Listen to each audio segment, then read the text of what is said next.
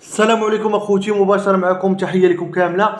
هذه رسالة اخوتي أن كنقول لكم أن الحكومة المغربية فاشلة بالمئة، لأن كانت العدالة والتنمية، الحزب العدالة والتنمية كانت الوقت زوينة، ولكن من اللي جا الأحرار يعني أخنوش كان للأسف المعيشة غلات، كلشي غلا للاسف اخوتي. هذه ما خصناش نشوفوا هاد الشيء، الكوارث هذا اللي واقع دابا، زياده في الاسعار اخواني اخواتي، كلشي تزاد كلشي تزاد اخوتي. هي اللي كنقول لكم اخوتي، حكومه فاشله، لان اخنوش كان وجد لنا برنامج وقال لنا غندير لكم نخدم الشباب وبزاف ديال الحوايج،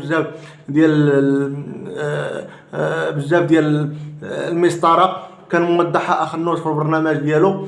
وملي مشنا والو، كلشي تزاد. ها انت كلشي دابا العام الاول 2021 داز، 2022 انتخابات دازت في 2021. المهم هذه رساله اخوتي، انك نقول لك عزيز اخنوش،